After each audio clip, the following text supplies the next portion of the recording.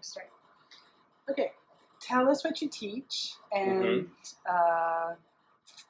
why you use design thinking with your students. Okay, so I'm a science and I'm also a special education teacher in Ontario, and my special education classes are usually from grades 9 to 11, and my science classes are from 9 to 12, right? I'll talk about the special education classes first. So a big important set of features that I needed to promote and kind of student learning outcomes I needed to promote in special education were literacy and numeracy, also collaboration, and having kids empathize with each other and communicate and collaborate with each other, right?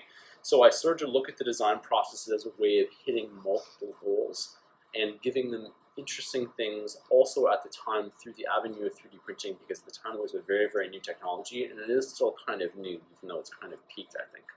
So at the time it was very, very new, and I knew it was going to be a motivating factor for many of the students, right?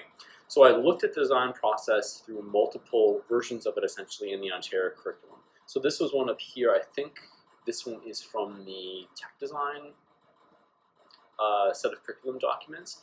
And it kind of looks familiar, kind of like that cyclical design process that you normally see. And I could tell from previous ways that design is typically taught. So for instance, teachers will give students a building challenge. Like, here are a bunch of popsicle sticks, make a bridge. Here's a bunch of straws, make a tower, right? And they have a variety of configurations. Typically what happens is students will get that, even though they've been through and they've been taught all these different phases of the design process, they typically skip over.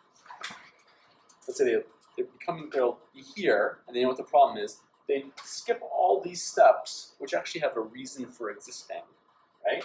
And they skip immediately kind of to the build a prototype type phase, right? And the trouble is when we do that, we end up missing all of these kind of really rich potential things that we want to do in education and things that I wanted to do in my class. So the design kind of process that I ended up landing on during that time frame when I was with those students was based off the OCAD University design process. This particular design process, I think, is coming out of the 1960s in OCAD, which was, I think, the Ontario College of Art and Design. Art and Design, yeah. So it's a prominent design school in Toronto, right? And the big thing for me is that I knew that in each one of these phases are things that I wanted to focus in on.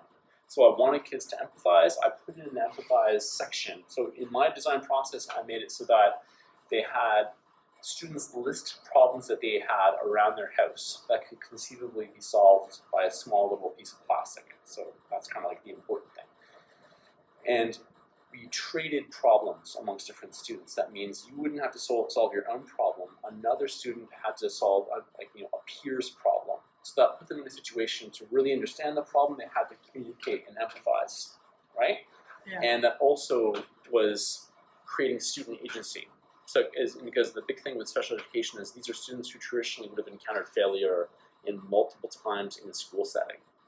And it's easy for them to say something like, well, I don't like that activity, I'm just not going to do it, I won't get the good mark. It's something else entirely where they're given a task to do, and then they're supposed to solve a problem for a friend. So all of a sudden, it's not me giving them that lesson, it's that they're also failing a friend, which creates this kind of this more different form of incentivization and more student agency, right? So when they go ahead and identify this, essentially in the identifying requirements part, that's the collaboration part. This down here, during the develop idea, is brainstorming. The choosing idea is critical thinking, and these are all things that we're used to doing in education that typically have rich educational outcomes. Yes, they go and make a prototype, then they test it, and then they sometimes can go and get some metacognition and when they think about how they might redesign it. So their process is indeed kind of cyclical, right? Okay. So for this particular set of lessons, it was extremely effective, right? So students who were disengaged in multiple ways end up being extremely engaged because they didn't just make something for a random class assignment, they helped a peer do to make something. So I've got an example here. I think I can show this particular student. Oh, well, I guess I'll just show you how I had them work through, because I gave them this essentially blank, right?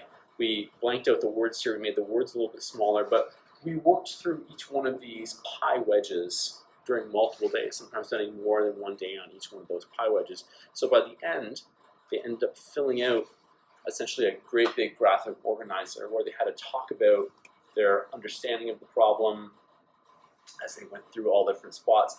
I also would collaborate with them and negotiate with them aspects of their solution. So this particular one has to do with a kid who played the guitar. He broke all of his guitar picks. So another student said, okay, I haven't even played the guitar. Explain to me what are some of the positive things that a guitar pick does and some of the features that you would want out of a different guitar pick. So in the end of the day, they went and here the idea. Let's see one kid here. They decided on that model. That's the kid who designed the guitar pick. It was 3D printed. Oh, shoot. You play it back. And the guitar pick, there's the student who we made it for. Good place. Fantastic. Awesome. Another example could be this one. You had. All right, Skull, so what'd you make? So we made scissor handles for Rachel because it broke off. Oh, okay, so Rachel's favorite scissors in the whole world broke. Yeah. All right, so what'd you do? I went to 3D design. Yeah. And I redesigned it with that. Oh, okay, all right. Interesting. So you had to measure it, right? So you have one there with measurements that you created and stuff like that too, right? Very nice. All right. So, did they fit inside correctly, like with your measurements? No.